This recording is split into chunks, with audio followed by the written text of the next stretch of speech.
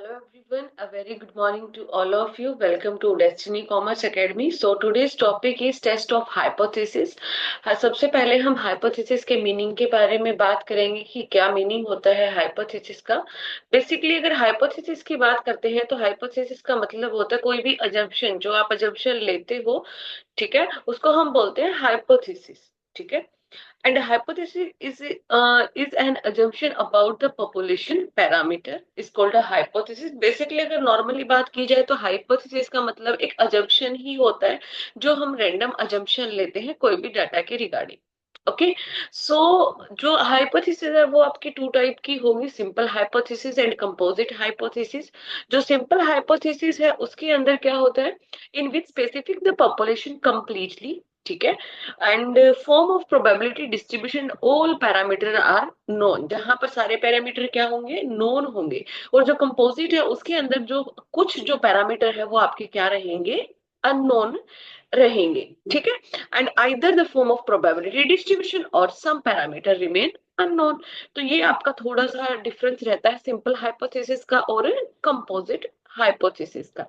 Next फिर हम बात करते हैं हाइपोथेसिस टेस्टिंग और टेस्ट ऑफ हाइपोथेसिस और टेस्ट ऑफ सिग्निफिकेंस। यहाँ से आपका बहुत बार क्वेश्चन पूछा जाता है, नल हाइपोथेसिस का, अल्टरनेटिव हाइपोथेसिस का, प्रोसेस ऑफ हाइपोथेसिस। सो ये आपकी अलग अलग टाइप के क्वेश्चन अलग अलग प्रीवियस ईयर के पेपर के अंदर बहुत बार पूछे गए हैं। सो ध्यान से करना इस चैप्टर को, कोई ऐसे चैप्टर नहीं है कि आ भी सकता नहीं भी आ सकता, यहाँ से कंफर्म आपका क्वेश्चन बनता ही बनता है। तो अगर हम बात करते हैं फिर बात करेंगे कि नल हाइपोथेसिस की बात करेंगे। सो जो नल हाइपोथेसिस है, नल हाइपोथेसिस क्या होता है, मान लीजिए कि जो भी आपने अजम्पशन लगाई वो एक्चुअली, जो एक्चुअल डाटा है या जो भी एक्चुअली है और जो आपने एजम्पशन लगाया, अगर वो दोनों इक्वल आते हैं जब भी आप टेस्टिंग करते हो तो हम उसको बोलेंगे नल हाइपोथेसिस। यानी कि जैसा हम सोच रहे हैं डाटा सेम एज वैसा का वैसा ही मिलता है, उसको हम बोलते हैं नल हाइपोथेसिस।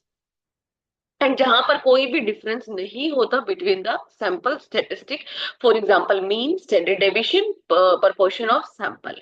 एंड अगर हम पॉपुलेशन पैरामीटर की बात करते हैं तो मीन को म्यू से डिनोट करते हैं, स्टैंडर्ड डेविएशन को ए से करेंगे, प्रपोर्शन ऑफ पॉपुलेशन को पी से करेंगे। ठीक है। नेक्स्ट फिर हम बात करते हैं सिंबल की, तो H0 से हम इसको डिनोट करते हैं नल, इसको करेंगे हम डिनोट नल हाइपोथेसिस को। ठीक है। देन नेक्स्ट देखिए, नेक्स्ट फिर हम बात करते हैं एक्सेप्टेंस की। हम बात करेंगे, हम एक्सेप्टेंस कब करेंगे, एक्सेप्टेंस हम उस टाइम करते हैं नल हाइपोथेसिस को जब हमारे पास कोई भी डिफरेंस नहीं होता, कोई सिग्निफिकेंस डिफरेंस नहीं होता है due to the sampling fluctuation. Rejection कब करेंगे, जब हमें कुछ डिफरेंस मिलेगा। सिग्निफिकेंस अगर डिफरेंस की बात करते हैं सो यहाँ पर क्या दिया है कि when it is more than what is expected theoretically, यानी कि जो हमने सोचा है अगर वो ज्यादा होता है, एक्सपेक्टेड से ज्यादा होता है या कम होता है, सो वो जो डिफरेंस होता है देन हम क्या कर देते हैं, नल हाइपोथेसिस को रिजेक्ट करते हैं और अल्टरनेटिव हाइपोथेसिस को एक्सेप्ट करते हैं। अब हम मानते हैं अब हम समझते हैं अल्टरनेटिव हाइपोथेसिस के बारे में। अगर बात करते हैं अल्टरनेटिव हाइपोथेसिस की, सो अल्टरनेटिव हाइपोथेसिस होता है आपने नल हाइपोथेसिस को क्या किया, नल हाइपोथेसिस आपका रिजेक्ट हो गया तो नेक्स्ट क्या आता है, आपका अल्टरनेटिव हाइपोथेसिस आएगा। ठीक है। अल्टरनेटिव जो हाइपोथेसिस होता है वो आपका नल हाइपोथेसिस से अलग होता है, इट इज नॉट टेस्टेड, जो कि टेस्टेड नहीं किया गया। सिंबल हम कैसे रिप्रेजेंट करेंगे, H1 से हम रिप्रेजेंट करते हैं अल्टरनेटिव हाइपोथेसिस को। ओके। नेक्स्ट अगर हम बात करते हैं रिजेक्शन की, हम बात करेंगे। सो रिजेक्शन के अंदर हम क्या बात करेंगे कि डिपेंड करता है कि आपने एक्सेप्टेंस नल हाइपोथेसिस की है या नहीं की है। ठीक है। अगर आप नल हाइपोथेसिस को एक्सेप्ट कर लेते हो तो इसकी रिजेक्शन हो जाती है। ठीक है। सो नेक्स्ट देखिए, फिर बात करते हैं हमारा नल हाइपोथेसिस भी हो गया और आपका क्या हो गया, अल्टरनेटिव हाइपोथेसिस भी हो गया। नल हाइपोथेसिस को डिनोट करते हो H0 से और अल्टरनेटिव हाइपोथेसिस को डिनोट करते हो H1 से। देन नेक्स्ट हम बात करते हैं फिर लेवल ऑफ सिग्निफिकेंस की हम बात करेंगे। लेवल ऑफ सिग्निफिकेंस के अंदर क्या होता है, लेवल ऑफ सिग्निफिकेंस का मतलब क्या होता है? लेवल ऑफ सिग्निफिकेंस का मतलब होता है कि जहां पर मैक्सिमम प्रोबेबिलिटी रहती है रिजेक्टिंग की नल हाइपोथेसिस के केस में जब वो ट्रू होता है। सो लेवल ऑफ सिग्निफिकेंस आपका 5% भी हो सकता है और लेवल ऑफ सिग्निफिकेंस आपका 1% भी हो सकता है।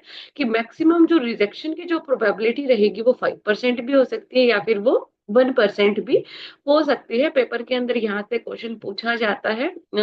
मोस्ट प्रोबेबली ये क्वेश्चन पूछा जाता है आपका 5% एंड 1%। इसकी वैल्यू भी पूछी जाती है जो कि हम आगे के लेक्चर के अंदर डिस्कस करेंगे। देखिए, अगर हम सिंबल की बात करते हैं तो सिंबल के अंदर किस तरीके से रिप्रेजेंट करेंगे? अल्फा से हम रिप्रेजेंट करेंगे इसको, ठीक है। And express as a percentage. Usefulness के अंदर आ जाएगा जो कि हमें डिसीजन मेकिंग के लिए हेल्प करता है, डिसीजन मेकिंग के लिए हमारे लिए बेनिफिशियल रहता है और हमें लिमिट बताता है, एक क्राइटेरिया या फिर क्रिटिकल रीजन के बारे में भी बताता है। अगर हम 5% लेवल ऑफ सिग्निफिकेंस की बात करते हैं तो इसका मतलब होता है कि अगर हमारे पास 100 आइटम है तो उसके अंदर जो 5 आइटम्स है उसको रिजेक्ट होने के चांसेस रहते हैं या फिर वो आइटम जो होते हैं वो रिजेक्ट होने के चांसेस ज्यादा रहते हैं। मान लीजिए कोई भी, अगर आप 100 कोई भी आइटम्स की क्वांटिटी प्रोड्यूस कर रहे हो तो उसके अंदर से चांसेस रहते हैं कि 5% या फिर 5 आइटम्स तो आपकी जो है वो रिजेक्शन के अंदर जा सकती है, वेस्टेज के अंदर जा सकती है, या कुछ ना कुछ उसके अंदर प्रॉब्लम हो सकती है। 100 के अंदर से 5, तो ये आ जाएगा आपका लेवल ऑफ सिग्निफिकेंस के अंदर। नेक्स्ट फिर अगर हम बात करते हैं या तो 5% हो सकता है या फिर आपका 1% हो सकता है। नेक्स्ट फिर देखिए, टेस्ट स्टेटिस्टिक की बात करेंगे। टेस्ट स्टेटिस्टिक के अंदर हम क्या पढ़ते हैं? इसका मतलब क्या होता है कि जहां पर हम कंप्यूटेशन करते हैं, हम फाइनल डिसीजन लेते हैं, टेस्ट लगाते हैं, अलग अलग टाइप के हम टेस्ट करते हैं, जैसे जेड टेस्ट हो गया, टी टेस्ट हो गया, एफ टेस्ट हो गया, ठीक है, अलग अलग टाइप के जो टेस्ट होते हैं। सो वो टेस्ट हमारे लिए कैसे बेनिफिशियल होते हैं? वो टेस्ट हमारे लिए बेनिफिशियल होते हैं ताकि हमें पता चलता है कि हमें नल हाइपोथेसिस को एक्सेप्ट करना है या फिर हमें रिजेक्ट करना है। हमारा जो टेस्ट स्टेटिस्टिक है वो क्रिटिकल रीजन के अंदर आ रहा है, नहीं आ रहा है, वो हमें टेबल वैल्यू से शो होता है। देन हम बात करेंगे फिर, देन हम बात करते हैं, देखिए जेड टेस्ट। जेड टेस्ट अगर हम लगाते हैं तो ये यूज किसके लिए किया जाता है? जहां पर हम हाइपोथेसिस को टेस्ट करें लार्ज सैंपल के रिगार्डिंग। प्रीवियस ईयर के अंदर मोस्ट इंपोर्टेंट है, रट लेना चाहे आप इस टेबल को। ये टेबल आपकी मोस्ट एंड मोस्ट इंपोर्टेंट है क्योंकि यहाँ से आपका जेड टेस्ट के बारे में भी पूछ सकता है, लार्ज सैंपल के बारे में भी पूछ सकता है, किस लिए यूज होता है वो भी पूछ सकता है। और जो टी टेस्ट यूज किया जाता है वो किया जाता है स्मॉल सैंपल के लिए। जेड टेस्ट किसके लिए यूज किया जाता है? लार्ज सैंपल के लिए। टी टेस्ट किसके लिए यूज किया जाएगा? आपका स्मॉल सैंपल के लिए। और यहाँ पर ए जो रहेगा वो क्या रहता है? अननोन रहेगा। नेक्स्ट फिर हम बात कर लेते हैं, यहाँ पे कई टेस्ट आएगा। कई टेस्ट यूज किया जाता है discrepancy between observe frequency and expected frequency, ठीक है, टेस्ट करने के लिए जो हमने ऑब्जर्व की है या फिर जो हमने एक्सपेक्टेड की है उनके डिफरेंस को फाइंड आउट करने के लिए, टेस्ट करने के लिए यूज किया जाता है chi square test without any reference to the population parameter. Then हम नेक्स्ट बात कर लेते हैं एफ टेस्ट की। F test, testing for a simple variance, variance को टेस्ट करने के लिए। सो यहाँ से सभी के अंदर से क्वेश्चन आए हुए। अब सेपरेट तो क्या बताऊं, मैंने सभी टेबल ही बता दिए। यहाँ से अलग अलग टाइप के क्वेश्चन बनते हैं, या तो आपसे सैंपल का क्वेश्चन पूछ लिया जाता है, या यूज का क्वेश्चन पूछ लिया जाता है, या फिर स्टेटमेंट टाइप का क्वेश्चन आपसे पूछ लिया जाता है। नेक्स्ट फिर हम बात करते हैं क्रिटिकल रीजन की बात करेंगे और रिजेक्शन रीजन की बात करते हैं। क्रिटिकल रीजन कौन सा होगा? रिजेक्शन आपका जो रीजन है वो कौन सा रहेगा? तो किस टाइप का रहेगा आइए देखिए, पढ़ते हैं हम। क्रिटिकल रीजन और रिजेक्शन रीजन के अंदर हम बात करते हैं, मीनिंग की बात करेंगे। सबसे पहले तो मीनिंग के अंदर हम क्या देखते हैं? जहां पर pre determine level of significance होता है। प्री डिटरमाइन का मतलब क्या हो, या तो 5% लोगे आप या फिर 1% लोगे क्रिटिकल रीजन को, ठीक है। जहां पर एक आपकी लिमिट सेट हो जाती है कि इतनी जो है, इतना अगर रिजेक्शन हो रहा है तो आपका जो है वो नल हाइपोथेसिस एक्सेप्टेड है, ठीक है। अगर इससे ज्यादा है तो आपका रिजेक्टेड होगा ही, ठीक है। बट ये तो क्या माना जाता है? आपका लेवल ऑफ सिग्निफिकेंस माना जाता है। अगर हम बात करते हैं फिर क्रिटिकल वैल्यू की बात करेंगे। क्रिटिकल वैल्यू क्या होती है? Between acceptance and, between acceptance and critical reason. Diagram भी दिखा दूंगी आगे, आपको समझ में आ जाएगा। यानी कि 5% हो सकता है और 1% वैल्यू हो सकती है। देन अगर हम साइज ऑफ क्रिटिकल रीजन की बात करते हैं, so probability of the rejection null true null hypothesis is called the size of critical region. Area under normal curve, area कितना होगा नॉर्मल कर्व के अंडर? नॉर्मल कर्व तो कौन सा होगा आपका? इस टाइप का होगा जहां पे दोनों साइड क्या होती है, इक्वल होती है। ठीक है। फिर हम बात करते हैं कि हाइपोथेसिस के बारे में जो टेस्ट होता है, ये रहा आपका लेवल ऑफ सिग्निफिकेंस। यहाँ से आपको समझ में आ जाएगा, ये होता है सारा का सारा आपका एक्सेप्टेंस रीजन और ये होता है आपका रिजेक्शन रीजन। ठीक है, ये लोअर क्रिटिकल वैल्यू है, ये आपकी अपर क्रिटिकल वैल्यू है। देन आपका नेक्स्ट देखिए, फिर नेक्स्ट हम बात करेंगे,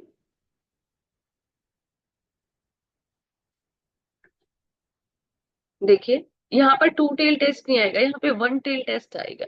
करेक्ट कर लेना, ये वन टेल टेस्ट आएगा। अब जो वन टेल टेस्ट है वो भी फर्दर टू टाइप की होती है, आपकी लेफ्ट टेल हो सकती है और आपकी राइट टेल हो सकती है। जो राइट टेल है वो कहाँ से स्टार्ट होगी? आपकी यहाँ से स्टार्ट होगी, ये इसको राइट टेल बोलोगे आप। और जो लेफ्ट टेल है वो कहाँ से स्टार्ट होगी? वो इस साइड से स्टार्ट होगी। ठीक है, इसको आप क्या बोलोगे? लेफ्ट टेल बोलोगे, इसको आप क्या बोलोगे? राइट टेल बोलोगे। ये आपके अलग अलग हो सकते हैं, वैल्यू अलग अलग होगी, आगे मैं आपको बता दूंगी इसके अंदर आपकी वैल्यू जो है वो क्या क्या और किस किस तरीके से अलग अलग होगी। नेक्स्ट फिर देखिए टू टेल टेस्ट की हम बात करेंगे। एक बार मैं टेबल भी समझा देती हूँ आपको। यहाँ पर देखिए नल अल्टरनेटिव हाइपोथेसिस दिया हुआ है आपको। अल्टरनेटिव हाइपोथेसिस के अंदर type of alternative and type of test, two tail होता है, वन टेल होगा और वन टेल, यानी कि टू टेल के अंदर आपका बोथ टेल आ जाती है एंड वन टेल के अंदर राइट टेल और वन टेल के अंदर लेफ्ट टेल भी आ जाएगी आपकी। ठीक है, ये क्या होगा आपका क्रिटिकल रीजन रहेगा जो कि रिप्रेजेंट करता है किस तरीके से, डायग्रामेटिकली भी हमने देख लिया कि किस तरीके से रिप्रेजेंट किया जाए। बोथ टेल के अंदर प्लस माइनस दोनों आएगा। ठीक है, और यहाँ पर क्या आएगा आपका? मोर देन 50 और यहाँ पर लेस देन 50। देन नेक्स्ट देखिए, ये यहाँ पर आपकी वैल्यू दी गई है जो पेपर के अंदर पूछी गई है प्रीवियस ईयर के अंदर। Type of test, two tail जो टेस्ट होते हैं उसके अंदर 1% की वैल्यू रहेगी प्लस माइनस 2.58 एंड 5% की वैल्यू रहेगी प्लस माइनस 1.96। वन टेल के अंदर राइट टेल की रहेगी +2.33 एंड लेफ्ट टेल की रहेगी -2.33। और 5% की अगर हम बात करते हैं तो 5% के अंदर राइट टेल की रहेगी +1.645 एंड लेफ्ट टेल की रहेगी -1.645। यहाँ से प्रीवियस ईयर के अंदर क्वेश्चन पूछा गया था, यहाँ से आपको वैल्यू ही पूछी जाती है कि 1% की क्या वैल्यू रहेगी, 5% की क्या वैल्यू रहेगी, लेफ्ट राइट या फिर टू टेल दोनों का ही पूछा जा सकता है। नेक्स्ट देखिए, नेक्स्ट फिर हम बात करते हैं टाइप 1 एंड टाइप 2 एरर की। क्या होता है आपका टाइप 1 एरर एंड क्या होता है आपका टाइप 2 एरर की बात करते हैं। जो टाइप आपका 1 एरर होता है, टाइप 1 एरर अगर मान लीजिए आपकी नल हाइपोथेसिस सही है और आप गलत मान लेते हो तो वो क्या होता है? Type 1 error. ठीक है, और गलत है और सही मान लिया आपने नल हाइपोथेसिस को तो वो क्या है आपका? Type 2 error. एक को लर्न कर लो आप, दूसरी अपने आप याद हो जाएगी। जैसे कि मान लीजिए जो नल हाइपोथेसिस है वो ट्रू है और आपने क्या मान लिया? उसको गलत मान लिया है, तो वो क्या होगा आपका? टाइप 1 एरर होगा।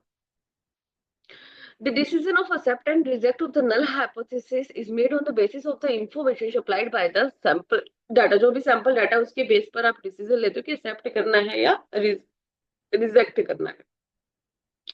टेबल के थ्रू समझ लीजिए, मैंने आपको क्या बताया कि अगर आपकी नल हाइपोथेसिस सही है और आप गलत मान लेते हो, आपकी हाइपोथेसिस क्या है? सही है और आपने क्या मान लिया? गलत मान लिया, तो यहाँ पर क्या होगा? Type 1 error. और अदरवाइज क्या होगा आपका? Type 2 error. जो टाइप 1 एरर होता है वो अल्फा से डिनोट होगा और जो टाइप आपका 2 एरर होता है वो आपका बीटा से डिनोट होगा। ये प्रीवियस ईयर के अंदर पूछा गया था, यहाँ से ये चीजें ध्यान कर लेना। नेक्स्ट देखिए, फिर नेक्स्ट यहाँ पर एक पैराग्राफ दिया हुआ है जो कि कुछ तो आपका जो टेबल के अंदर एक्सप्लेनेशन करके आए हैं वही दिया गया है और कुछ इसके अंदर दिया गया है कि जो टाइप जो 1 एरर होता है वो मान लीजिए सपोज फिक्स किया 5%। 5% का मतलब क्या हुआ कि 5 चांसेस है रिजेक्शन होने के कोई भी आइटम था उसके रिगार्डिंग।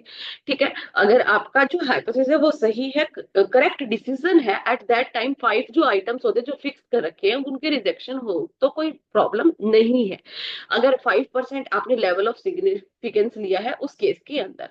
बट इन्होंने बोला कि जो टाइप 1 एरर होता है ना, जो टाइप 1 एरर होता है उसको आप मिनिमम कर सकते हो जब आप टाइप 1 एरर को रिड्यूस करोगे, तो आपका जो टाइप 2 एरर है उसकी प्रोबेबिलिटी इंक्रीज हो जाएगी होने की। ठीक है, उसकी प्रोबेबिलिटी क्या हो जाती है, टाइप 2 एरर के होने की प्रोबेबिलिटी इंक्रीज हो जाती है। बोथ टाइप के जो एरर है उसको आप रिड्यूसिबली नहीं कर सकते हो, इसलिए आप उसको क्या कर सकते हो, ट्रेड ऑफ कर सकते हो between two type of error. और जो भी डिसीजन मेकर है वो क्या कर सकते हैं कि दोनों के अंदर किस तरीके से आप एडुकेट बैलेंस करोगे, बैलेंस कर सकते हो, किसी एक को कम या ज्यादा नहीं कर सकते हो। क्योंकि अगर टाइप 1 एरर को अगर आप मिनिमम करोगे तो आपका टाइप 2 जो एरर है वो बहुत ज्यादा हो जाएगा। यही बात यहाँ पे दी हुई है। बाकी पैराग्राफ पढ़ के देख लेना, कुछ समझ में ना आए तो आप दोबारा से भी कमेंट सेक्शन के अंदर भी पूछ सकते हो, कोई इश्यू नहीं है। नेक्स्ट देखिए, then power of test. Power of test हम किसको बोलेंगे, सिंपली सी बात है, पावर ऑफ टेस्ट बोलते हैं, हमने बात की थी टाइप 2 एरर की। टाइप 2 एरर, टाइप 2 एरर को हम क्या बोलते हैं, बीटा बोलते हैं। तो पावर ऑफ टेस्ट बोलेंगे 1 माइनस बीटा, इसको हम क्या बोलेंगे, पावर ऑफ टेस्ट। यानी एक तरीके से आप लगा सकते हो जो आपका करेक्ट जो डिसीजन होगा वो क्या होता है, पावर ऑफ टेस्ट। और थोड़ा सा लिखवा भी देती हूँ, अगर आपको समझ ना आए तो देख लिख लीजिए। द मेजर ऑफ, जो पावर ऑफ टेस्ट होता है, how well the test is working is called the power of test. देखिए कितना सही है आपका, उसको हम क्या बोलते हैं, पावर ऑफ टेस्ट हम बोलते हैं। यहाँ पर दिया accordingly 1 minus beta value is measure the how well test is working, कितना अच्छे तरीके से वर्क कर रहा है टेक्निकली, उसको हम बोलेंगे पावर ऑफ टेस्ट। यही बात आपको ध्यान रखनी है। इसका आपका फॉर्मूला पूछा जा सकता है, किस तरीके से आप करते हो, तो आप 1 minus probability of the type 2 error अगर आप लिखोगे तो भी आपका जो है वो आंसर करेक्ट होगा। नेक्स्ट देखिए, then degree of freedom. Degree of freedom क्या होता है, डिग्री ऑफ फ्रीडम का मतलब होता है कि आप कोई भी फ्रीडमली कोई भी वेरिएबल को सिलेक्ट करते हो। ठीक है, जैसे कि यहाँ पर क्या दिया हुआ है, क्या बोल सकते हो, मीनिंग के अंदर जो डिग्री ऑफ फ्रीडम होता है means number of variables for which has freedom to choose. यानी कि बहुत सारे नंबर ऑफ वेरिएबल्स है जहां पर आपके पास फ्रीडम है कोई भी सिलेक्ट करने की, चूज करने की। मान लीजिए कि जैसे कि कोई भी जो कॉइन है वो अनबायस्ड तरीके से 30 टाइम आपने क्या किया, टॉस किया। ओके, तो उसकी क्या है, दो ही प्रोबेबिलिटीज है ना, या पॉसिबिलिटी है, वन हेड और सेकंड टेल। या तो हेड आ सकता है या फिर आपका टेल आ सकता है। अगर मान लीजिए सपोज हेड जो है वो 20 टाइम्स आ गया, तो फिक्स है ऑटोमेटिकली कि 10 टाइम्स क्या आया होगा, आपका टेल आया होगा। सो यहाँ पर क्या हुआ, between two variable freely choose the number of one variable only. तो फ्रीली आप क्या कर सकते हो, सिलेक्ट कर सकते हो वन वेरिएबल को। And other word, there is only one degree of freedom when there is two variable. एक जहां पर आपके दो वेरिएबल हो गए वहां पर फ्रीडम होती है कि एक वेरिएबल को आप क्या कर सकते हो, चूज कर सकते हो। उसी तरीके से सेकंड एग्जांपल है, सेकंड एग्जांपल आप खुद से भी कर सकते हो। देन कैलकुलेशन दी हुई है यहाँ पर डिग्री ऑफ फ्रीडम की। केस दिया, जैसे कि इन case of the one sample, one sample के अंदर तो क्या होगा आपका सिंपल सैंपल। ठीक है, N minus one 50 minus 1 49। And two case के अंदर क्या होगा, टू केस के अंदर आप जो आपका फॉर्मूला लगा रखा है वही फॉर्मूले के अंदर आप पुट कर देना। देन आता है आपका need of degree of freedom, हमें क्यों रिक्वायरमेंट होती है डिग्री ऑफ फ्रीडम की। अगर हम बात करते हैं स्टेटिस्टिकल एनालिसिस की, हम बात करते हैं जहां पर हम डिटरमाइन करते हैं डिग्री ऑफ फ्रीडम अराइज होता है because degree of freedom also influence the value of discrepancy. यानी कि जो डिग्री ऑफ फ्रीडम है वो इन्फ्लुएंस करती है वैल्यू, किसको इन्फ्लुएंस करेगी, between the observe and expected result. जो भी आपने ऑब्जर्व किया है और जो आपने एक्सपेक्ट किया है, जो आपने मानना है, उस दोनों का जो रिजल्ट, जो उनका डिफरेंस उसको इन्फ्लुएंस करती है। इसलिए हमें डिग्री ऑफ फ्रीडम की नीड होती है। डिग्री ऑफ फ्रीडम यूज किया जाता है फाइंड आउट करने के लिए टी टेस्ट की वैल्यू, काई स्क्वायर की, एफ एफ की। ठीक है, जैसे कि फाइंड आउट करते हो आप वैल्यू टी की जो करोगे आप स्टूडेंट टी डिस्ट्रीब्यूशन के अंदर, काई स्क्वायर की काई डिस्ट्रीब्यूशन के अंदर, एंड एफ की कहां पर करते हो आप, एफ डिस्ट्रीब्यूशन के अंदर। नेक्स्ट देखिए, then test of significance of large sample. Large sample के अंदर हम पढ़ के आए हैं, लार्ज सैंपल का जो हम यूज करते हैं, लार्ज सैंपल के लिए हम कौन से टेस्ट का यूज करते हैं, लार्ज सैंपल के लिए हम करते हैं जेड टेस्ट का हम यूज करते हैं। ठीक है। सो यहाँ पर test of significance of large sample meaning क्या रहेगा कि जहां पर सैंपल आपका लार्ज होता है, जहां पर साइज क्या रहेगा सैंपल का, एक्सीड 30। अजम्पशन क्या माने गए हैं, तो अजम्पशंस यहाँ पर माने गए हैं। Number one is a random sample distribution होगा of a statistic approximately normal होगा। नेक्स्ट अगर बात करते हैं वैल्यू गिवन बाय, देखिए क्या दिया हुआ है आपको यहाँ पर, value given by a sample are approximately close to, value आपकी सैंपल के द्वारा दी जाती है वो आपकी अप्रोक्सीमेटली क्लोजर होती है पॉपुलेशन वैल्यू के, और हम उसको पॉपुलेशन वैल्यू की जगह भी यूज कर सकते हैं अगर हमारे पास अवेलेबल नहीं है। सो उस केस के अंदर क्या कैलकुलेशन करने के लिए, स्टैंडर्ड एरर एस्टिमेशन करने के लिए। नेक्स्ट फिर हम बात करते हैं use of standard error, standard error के यूज के बारे में बात करेंगे। सो जो कंसेप्ट आपका स्टैंडर्ड एरर का वो यूज किया जाता है for testing the significance of statistic. ठीक है, किसके लिए, टेस्ट करने के लिए significance of statistic in case of a large sample. And standard error measure only the, जो स्टैंडर्ड एरर है वो मेजर क्या करेगा, only the sample fluctuating error, जो भी सैंपल के अंदर फ्लक्चुएशन आती है उसके जो एरर होते हैं उसको मेजर करने के लिए हेल्पफुल रहता है। और सैंपलिंग जो एरर है वो अराइज कब होते हैं, जहां पर आपका जो पॉपुलेशन जो पैरामीटर है वो क्या होगा, अननोन रहेगा, is estimated on the basis of simple statistic. ठीक है। सो बेसिकली अगर बात करते हैं स्टैंडर्ड एरर की, तो जो स्टैंडर्ड एरर है वो मेजर क्या करेगा, only the sampling fluctuation error. ठीक है।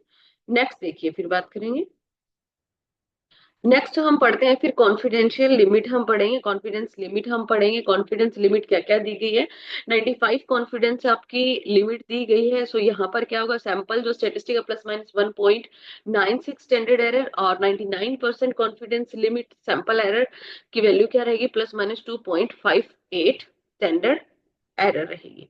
ठीक है। एंड प्रैक्टिकली स्टेप दिए हुए हैं कि क्या क्या स्टेप इन्वॉल्व होते हैं टेस्ट जब हम करते हैं significance of mean, random large sample और random small sample in population standard deviation. तो ये आपको प्रैक्टिकली दिया हुआ है यहाँ पर कि स्टेप वन के अंदर आप क्या करोगे, स्टेप टू के अंदर आप क्या करोगे, जो नल हाइपोथेसिस लेते हो, देन अल्टरनेटिव लेते हो। ठीक है, देन कौन सा आप टेस्ट जो है वो आप अप्लाई करोगे। तो यहाँ पर आपको टेबल की फॉर्म में दिया हुआ है, डायरेक्टली वही समझ लेते हैं, वहीं से समझ में आ जाएगा। ये आपको एक एग्जाम्पल दिया, कौन से फॉर्मूले अप्लाई होंगे अगर किस टाइप की आपकी सिचुएशन दे दी जाती है। नंबर वन अगर हम बात करते हैं, test for mean of any random sample if population standard deviation is known, जहां पर स्टैंडर्ड डेविएशन आपका नोन होता है उस केस के अंदर आप क्या फॉर्मूला लगाते हो, आपको ये फॉर्मूला लर्न करना पड़ेगा। फॉर्मूले आपको एज इट इज लर्न करने पड़ेंगे। अगर हम एक बात ध्यान रखना, अगर हम जेड टेस्ट की बात करते हैं ना, तो वहां पर आपका जो पॉपुलेशन का जो स्टैंडर्ड डेविएशन रहेगा वो क्या रहेगा, नॉन रहेगा। पॉपुलेशन का स्टैंडर्ड डेविएशन क्या रहता है, नॉन रहेगा। और अगर हम टी टेस्ट का यूज करते हैं तो यहाँ पर पॉपुलेशन का जो स्टैंडर्ड डेविएशन है वो क्या रहता है, अननोन रहता है। यानी कि जेड टेस्ट के अंदर जो स्टैंडर्ड डेविएशन है वो क्या रहेगा, नॉन रहेगा, और टी टेस्ट अगर आप यूज कर रहे हो तो वहां पर स्टैंडर्ड डेविएशन क्या रहेगा, अननोन रहेगा। ठीक है। नेक्स्ट देखिए फिर, नेक्स्ट फॉर्मूले के अंदर test difference between the mean of two sample का निकालोगे, तो यहाँ पर इस फॉर्मूले के थ्रू आप निकालोगे। नोट्स के अंदर राइट डाउन कर लेना इन फॉर्मूलाज को। And test for the difference between the standard deviation of two sample, then आप sample one and sample two का डिफरेंस लोगे। Test of number of success के अंदर इस फॉर्मूले का आप यूज करोगे, यहाँ पर आपको फॉर्मूला दिया गया। नेक्स्ट हम फिफ्थ की बात करते हैं, test for proportion of success के बारे में। एंड नेक्स्ट आपका test for difference between the proportion. ठीक है। तो अलग अलग स्टेप के अंदर, अलग अलग टेस्ट के अंदर अलग अलग फॉर्मूलाज आपको लगाने पड़ेंगे, उसी के थ्रू आप क्या कर सकते हो, क्वेश्चंस को सॉल्व कर सकते हो। इस तरीके से आपका जो ये चैप्टर है ये कंप्लीट हुआ। और यहाँ पर आपको क्या क्या बातें ध्यान में रखनी है, यहाँ पर आपकी इसके अंदर क्या क्या पूछा जा सकता है कि हाइपोथेसिस के बारे में पूछा जा सकता है आपसे। देन आपके अलग अलग नल हाइपोथेसिस को आप कैसे डिनोट करते हो, अल्टरनेटिव हाइपोथेसिस को आप कैसे डिनोट करते हो। लेवल ऑफ सिग्निफिकेंस के अंदर से क्वेश्चन आ सकता है, 5% 1% की वैल्यू पूछी जा सकती है। Right tail, left tail, two tail, यहाँ से आपका क्वेश्चन बन सकता है। ठीक है। रिजेक्शन डिसीजन यहाँ से बन सकता है, तो अलग अलग टाइप के आपके जो क्वेश्चंस हैं वो यहाँ पर बन सकते हैं। ओके। सो अगर आपको लेक्चर के अंदर कुछ प्रॉब्लम है, कुछ इश्यू है, तो आप हमें कांटेक्ट भी कर सकते हो। आपके लिए कांटेक्ट जो नंबर रहेगा वो रहेगा 8708021109। Okay, thank you all of you.